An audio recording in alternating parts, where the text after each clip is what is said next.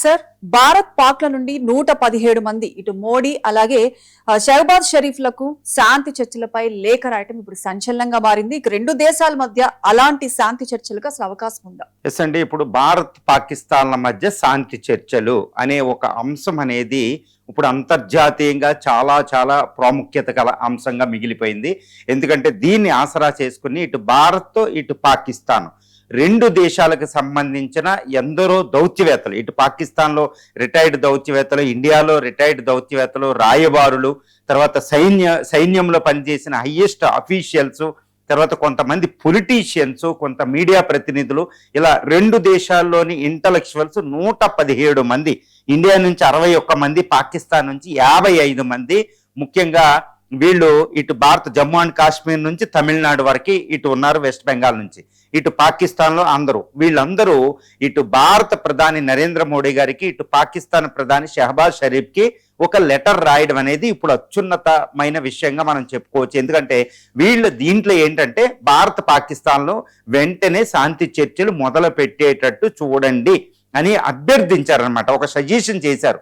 ఏంటి అంటే, ఎందుకంటే ఇండియా పాకిస్తాన్ తప్పనిసరిగా శాంతి చర్చలకు వెళ్ళాలి, లేదా యుద్ధం అనేది ఒక అనివార్యంగా కనిపిస్తుంది, కాబట్టి శాంతి చర్చలు ఉండాలి అని ఇప్పుడు భారత ప్రభుత్వానికి విన్నవించడం జరిగింది, పాకిస్తాన్ ప్రభుత్వానికి విన్నవించడం జరిగింది. పాకిస్తాన్ ఆల్రెడీ మేము ఎప్పుడైనా డిస్కషన్స్కి రెడీ అని చెప్తుంది. ఇండియా ఏం చెప్తుందంటే, భారత ప్రధాని పహల్గాం ఈ ఏప్రిల్ 22 పహల్గాం దాడి 2025 తర్వాత అయితే ఇక శాంతి చర్చలు జరగవు.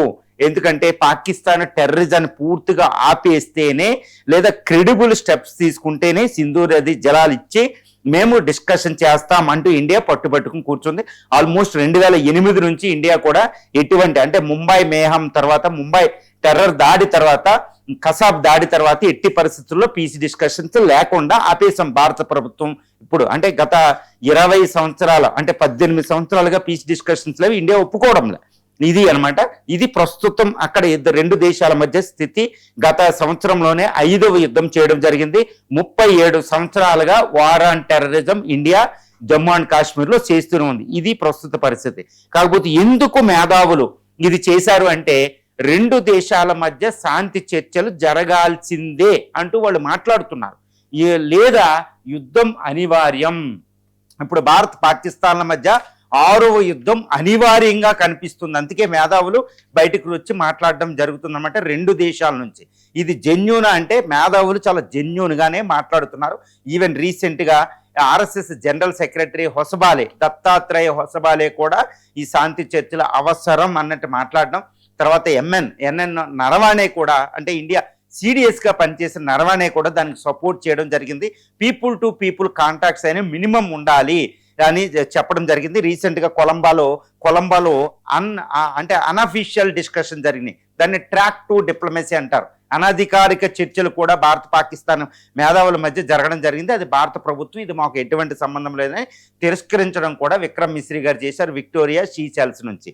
ఇది అంతా మనం చూస్తున్నాం. మరి భారత పాకిస్తాన్ల మధ్య ఈ శాంతి చర్చలు అవసరమా అని నన్నే అడిగితే, if anyone asked me this question, what would be my response కూడా నాకు కూడా ఇంపార్టెంట్ అండి. ఎందుకంటే ప్రస్తుతం భారత పాకిస్తాన్ల మధ్య సిచ్యువేషన్ ఎలా అయినా ఉండనివ్వండి, కానీ భారత పాకిస్తాన్ల మధ్య తప్పనిసరిగా శాంతి చర్చలు అనివార్యం.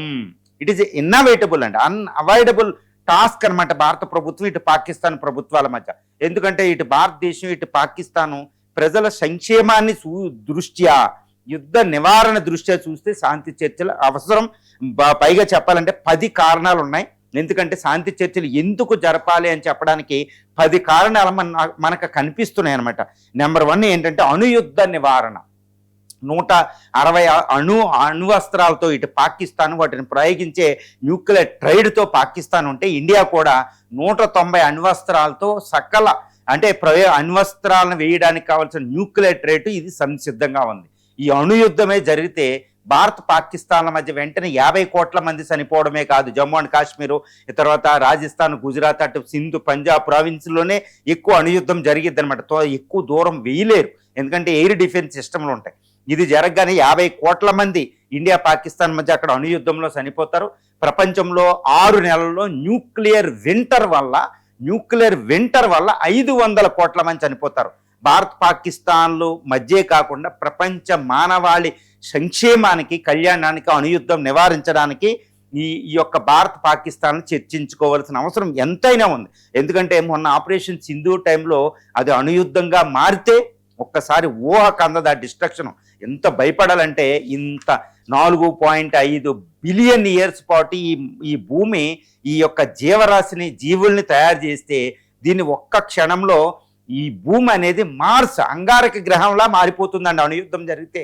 మరి ఈ యుద్ధ నివారణ వద్దా మనకి? ఎవరైనా కోరుకుంటారు యుద్ధం జరగాలని. ఇది అణుయుద్ధం, మామూలు యుద్ధం కాదు. ఏదో యుద్ధం జరిగితే బాగుంది, యుద్ధం న్యూస్లు బాగున్నాయి, అది కాదండి.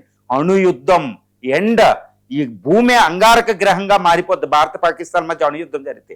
కాబట్టి శాంతి చర్చలు వాళ్ళు అడగడం తప్పుందా? అది చాలా ఇంపార్టెంట్. తర్వాత ట్రేడ్, అభివృద్ధి. ఇప్పుడు భారత పాకిస్తాన్, సౌత్ ఏషియాలో కూడా భారత పాకిస్తాన్ మధ్య అసలు ట్రేడే జరగదు, జీరో. అభివృద్ధి అనేది ఉండదు. ఎంతో నిధులన్నీ మిలిటరీకి స్పెండ్ చేయడమే. మనం కూడా ఇప్పుడు జమ్మూ అండ్ కాశ్మీరు ఈ యొక్క పాకిస్తాన్ బౌండరీ వెంబడే 5 లక్షల మంది సైన్యం ఉన్నారు. వాళ్ళకి ఎంత అవుతుందండి? సియాచిన్ గ్లేషియర్లో రోజుకి ఆల్మోస్ట్ మనం 1000 కోట్ల చొప్పున ఖర్చు పెడుతూ ఉంటాం. పాకిస్తాన్ 500 కోట్ల చొప్పున ఖర్చు పెడుతూ ఉంటుంది. ఎంతండి? స్కూల్స్ లేవు, ఏమీ లేవు. కాబట్టి ఈ యొక్క అభివృద్ధి, ట్రేడ్, రెండు దేశాల మధ్య ట్రేడ్ ఒకసారి ఆలోచిస్తే ఎంత ఉంటుందండి? ఆల్మోస్ట్ 1.6 బిలియన్ పాపులేషన్ వస్తారు. ఒక్కసారి ఊహించండి ఎంత అద్భుతం జరిగిపోతుందో రెండు దేశాల మధ్య శాంతి ఉంటే. అదొకటి. తర్వాత south Asia connectivity. Even south Asia కూడా అభివృద్ధి ఆగిపోయింది. ఇంటర్నల్గా మనం బయట ఇటు జపాన్తో, అమెరికాతో ట్రేడ్ అంటాం. కానీ మన పక్క దేశాలు 2 బిలియన్ పాపులేషన్ ఉంది సౌత్ ఏషియాలో. అదే అఖండ భారత హిమాలయాల కింద, లేకపోతే భారత ఉపఖండం అని చెప్పొచ్చు అనమాట. మరి వీళ్ళ మధ్య ట్రేడ్ లేదు. కేవలం 5% ట్రేడ్ కూడా ఇంటర్నల్గా జరుగుతులేదు.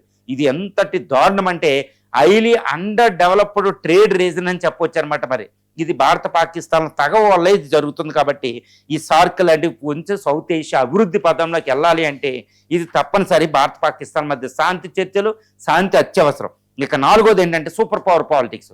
భారత పాకిస్తాన్ మధ్య తగవులు ఉండడం వల్లే, ఒకరికొకరు పడగపోవడం వల్లే ఇటు చైనా, ఇటు అమెరికాలు ఒకళ్ళ తర్వాత ఒకళ్ళు ఫుట్బాల్ ఆడుకుంటున్నారు. ఈ పాకిస్తాన్ ద్వారా ఇండియాని కంట్రోల్ చేయాలని వాళ్ళు ఇక్కడ జోక్యం. దారుణమైన పరిస్థితి అనమాట. మరి భారత పాకిస్తాన్ మధ్య కనీసం శాంతి అనేది, తగవులు, యుద్ధాలు లేకుండా కనీసం మినిమం శాంతి, రెస్పెక్ట్ అనేది ఉన్న ఈ చైనా, అమెరికాల యొక్క రాజకీయాలు, సూపర్ పవర్ పాలిటిక్స్ ఇక్కడ ఉండవు. అది భారతదేశానికి చాలా అత్యవసరం అని చెప్తాను. తర్వాత ఇండియా ఫోకస్ ఆన్ చైనా. ఎందుకంటే ఈ పాకిస్తాన్ ఉండడం వల్ల మనం చైనా మీద, అటు అమెరికా మీద ఫోకస్ చేసి గ్లోబల్ అవుట్లుక్ లేదు, సూపర్ పవర్గా మనం ఆలోచించలేకపోతున్నాం. ఎంతసేపు పాకిస్తాన్ చూడండి. The great Narendra Modi global leader. ఆయన అధికారంలోకి రాకముందు, అధికారంలోకి వచ్చిన తర్వాత ఎంతసేపు పాకిస్తాన్ ఎన్నిసార్లు అని ఉంటాడండి ఆయన. ఎన్నిసార్లు సర్జికల్ స్ట్రైక్ ఇవన్నీ చేయాలి, ఎంత ఎనర్జీ వేస్ట్. మన India the great highest potential energy China మీద, అమెరికా మీద పెట్టకుండా పాకిస్తాన్ మీద పెడుతున్నాం. ఇది చాలా తప్పు. మనం కూడా ఈ ట్రాప్, పాకిస్తాన్ అనే ఒక ట్రాప్లో మనం ఇరుక్కుపోయడం వల్ల సూపర్ పవర్ అవలైపోయాం. కాబట్టి ఈ పాక్ ట్రాప్లోంచి బయట పడాలి అంటే దాంతో శత్రుత్వం ఉండకూడదు. శత్రువు చిన్న పెద్ద ఏది అనేది కాదండి, శత్రుత్వమే ఉండకూడదు. గ్లోబల్ యాస్పిరేషన్స్, శాంతి కాముక దేశానికి. కాబట్టి మనం చైనా మీద ఫోకస్ చేసి, అమెరికా మీద ఫోకస్ చేసి వికసిత్ భారత్ 2047 నాటికి అవ్వాలి. కానీ ఈ పాకిస్తాన్ ట్రాప్ నుంచి బయటకు పడాలంటే దాంతో శాంతి భారతదేశానికి కూడా అనివార్యం. ఇది ఎవరు కాదనలేరు.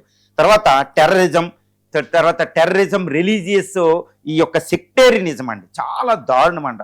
మతతత్వం బ్రిటిష్ వాడు పెట్టాడు 1857 తిరుగుబాటులో. వాడికి ఒకటి అర్థమైంది. ఝాన్సీ లక్ష్మీబాయి వెనకాల ఆఫ్ఘాన్ ముస్లిమ్స్ పోరాడారు భారత స్వతంత్రోద్యమానికి. నానాసాహెబ్ వెనకాల ఎంతో ముస్లిమ్స్. తర్వాత ఈ మదురై, ఈ ప్రాంతం నుంచి వెళ్ళి ఢిల్లీ ఆక్రమించారు ఈ హిందువులు, ముస్లింలు కలిసి. వాడికి అర్థమైంది డివైడ్ అండ్ రూల్ చేయాలి. హిందూ ముస్లిం డివైడ్ చేస్తేనే భారతదేశం నాశనం అయిపోతే నేను ఉండగలుగుతానని బ్రిటిష్ వాడు పెట్టిన విత్తనమే ఈ సెక్టేరియనిజం, ఈ మతతత్వం. దాని ఫలితంగా 1947లో విడిపోయింది. ఈ విడిపోవడానికి కారకుడు బ్రిటిష్ వాడే. ఎవడో ఆడు వీడు అని చెప్పొద్దండి, బ్రిటిష్ వాడే. మరి ఇది ఇంకా పోయిందా అంటే ఈ భారత పాకిస్తాన్ల యొక్క శత్రుత్వం వల్ల ఈ బ్రిటిష్ వాడు తర్వాత జిన్నా పెట్టిన ఈ మతతత్వం ఇంకా ఉండిపోయింది. ఇప్పటికీ మత కలహాలు జరుగుతూ ఉంటాయి. హైదరాబాదు, తర్వాత బెంగళూరు, ఢిల్లీ ప్రాంతాల మత కలహాలు జరుగుతూ ఉంటాయి అన్నమాట. ఎందుకంటే పాకిస్తాన్ ప్రమోట్ చేస్తూ ఉంటుంది. అది కూడా చిన్న నేషన్ కాదు, ఇష్టం వచ్చినట్టు చేస్తే. బ్లీడ్ ఇండియా విత్ 1000 cuts అంటూ ఉంటుంది. మరి ఇలా ఉంటే ఎలాగా? కాబట్టి పాకిస్తాన్లో టెర్రరిజం, మతతత్వం పోవాలంటే దాంతో శాంతి మనకి అనివార్యం, దానికి కూడా అనివార్యమే. ఎందుకు? పాకిస్తాన్ కూడా ఈ టెర్రరిజం, మతతత్వం యొక్క విష నాగులు ఇరుక్కుపోయి ఉంది. అది బయట పడాలన్నా, ఇంకా దానికి అస్తిత్వం ఉండాలి అన్నా భారతదేశంతో శాంతి అవసరం. అప్పుడే అక్కడ రెచ్చగొట్టే టెర్రరిస్టులు రారనమాట, లేకపోతే చాలా ప్రమాదంలో పడిపోతుంది. ఎంతటి డేంజర్లో ఉండాలంటే అంత డేంజర్లో ఉన్న బ్రిటిష్ వాడు వెళ్ళిన వాడు పెట్టిన విషయం అలాగే ఉంది. ఏది విసిఎస్ సర్కిల్ లాగా వెనూమస్ సెక్టేరియనిజం, ఇట్స్ వెనూమస్ దిస్ టెర్రరిజం అనేది అలాగే ఉండిపోయింది. వాటి నివారణకి శాంతి చర్చలు అనివార్యం.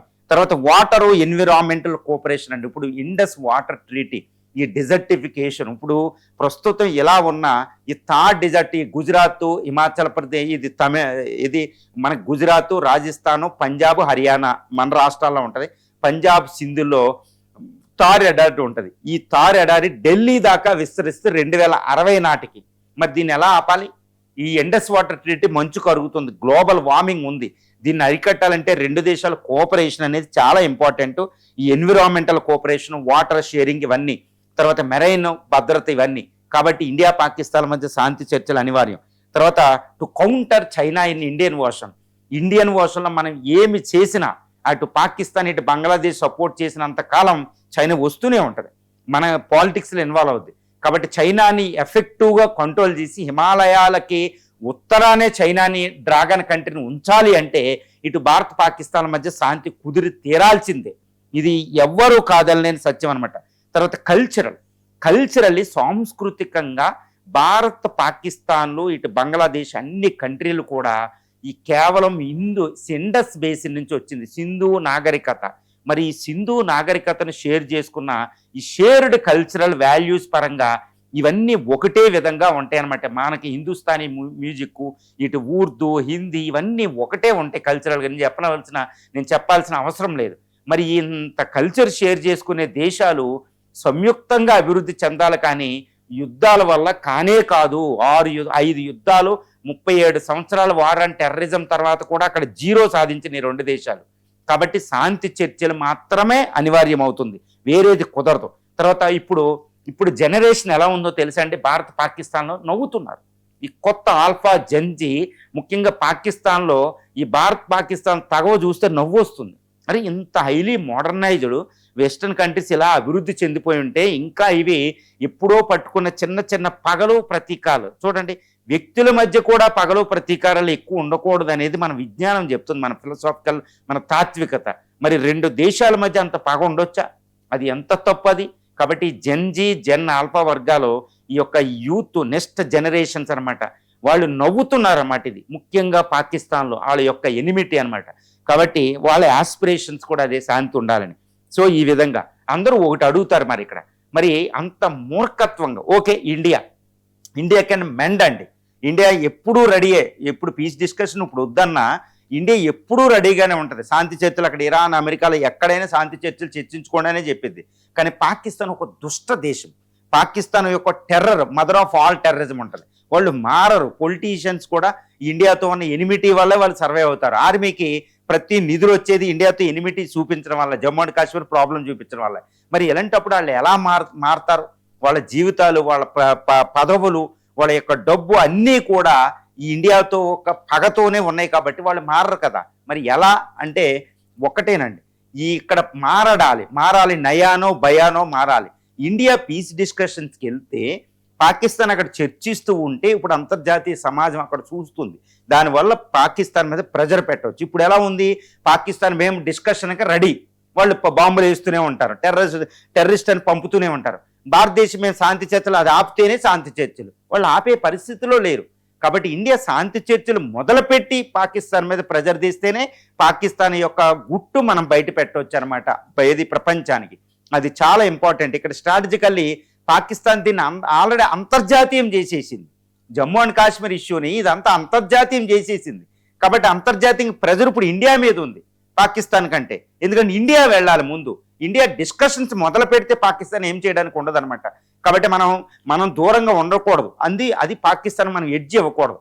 తర్వాత ఈ విధంగా ఇప్పుడు ఇదొకటి. తర్వాత మరి ఇంత దుష్ట దేశాన్ని అసలు కాశ్మీర్ సమస్య ప్రాబ్లం సాల్వ్ అవుద్దా లేదంటే గుర్తుపెట్టుకోవాలి, 1947 నుండి నెహ్రూ తర్వాత మన లాల్ బహదూర్ శాస్త్రి, అటు భుట్టో నుంచి, అటు నవాజ్ షరీఫ్ నుంచి, అటు తర్వాత భారతదేశంలో పివి నరసింహరావు, ఈవెన్ మోడీ గారు కూడా 2015లో అక్కడ విజిట్ చేశారు. 1999లో అయితే వాజ్పేయి ఎంత స్టెప్ వేశారో లాహోర్ వెళ్ళి మనం చూసొచ్చు.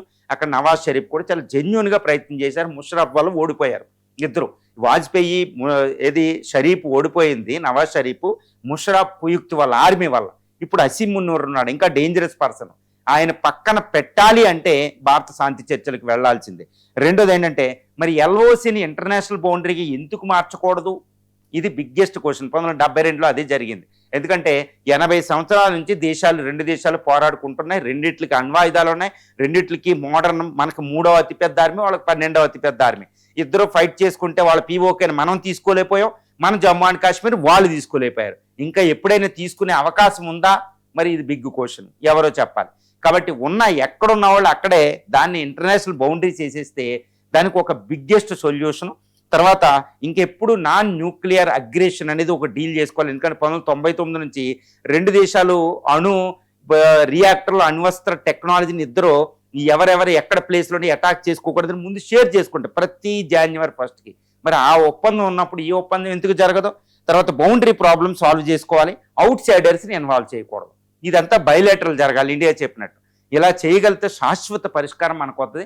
పాకిస్తాన్లో ప్రజాస్వామ్యం ఉంటుంది, ఇండియా ప్రపంచం మీద దృష్టి పెట్టవచ్చు, శాంతి ఉంటుంది, అణ్వస్త్రాల భయం ఇక్కడ ఉండదు, టెర్రరిజం, మతతత్వం సౌత్ ఏషియా నుంచి వెళ్ళిపోతే ఇండియా అనేది సూపర్ పవర్ అయిపోతుందని. India is going to become super power. దానికి ఇంత ఎనిమిటీ మనకు ఉండకూడదు. ఈ ఎనిమిటీ ఉండడం వల్ల పాకిస్తాన్ ద్వారా ఇటు చైనా, అమెరికాలు మనల్ని అణచడానికి ట్రై చేసినవి కూడా, అది మనం మర్చిపోకూడదు. కాబట్టి ఈ 117 మంది ఇటు పాకిస్తాన్ నుంచి ఇటు ఇండియా నుంచి శాంతి చర్చలకు రాసిన లెటర్ని ఎవరైనా సమర్థించి తీరాల్సిందే. ఇప్పుడు భారత ప్రభుత్వం కూడా దీన్ని పాజిటివ్గా కన్సిడర్ చేస్తున్నట్టు తెలుస్తుంది. ఈవెన్ ఆర్ఎస్ఎస్ కూడా సపోర్ట్ అనేది ఇప్పుడు మోడీ ప్రభుత్వానికి బలంగా కూడా ఉంది. కాబట్టి ఇప్పుడు ఈ వచ్చే 2029 ఎన్నికలకు కూడా ఇది ఒక మంచి అవకాశంగా మోడీ గారికి ఉండే అవకాశం ఉంది. ఎందుకంటే ఇటు వాజ్పేయి గారే ఆదర్శం అవ్వచ్చు ఎవరు మోడీ గారికి. సో అంతకుముందు భారత ప్రభుత్వం ఇటు పాకిస్తాన్ని ముప్పు తిప్పలు పెట్టాలంటే మనం శాంతి చర్చలకు వెళ్ళాలి. కాబట్టి భారత ప్రభుత్వం వ్యూహం చేంజ్ చేసుకుంటుంది. ఇలాంటి శాంతి చర్చల సమయంలో కూడా టెర్రరిస్ట్తో చాలా జాగ్రత్తగా ఉండాలి. భారతదేశం 6వ యుద్ధానికి రెడీ అవుతూనే శాంతి చర్చలకు వెళ్ళాలి. ఇది భారత ప్రభుత్వం మనం చెప్పవలసిన అవసరం కూడా లేదు. కాబట్టి personally my self also I'm supporting to this peace discussions between the 2 rivalries. అది భారతదేశం పాకిస్తాన్ల మధ్య శాంతి చర్చలకు ఐఎమ్ ఆల్సో సపోర్టింగ్ అండి. It's essential, innovatable and unavoidable.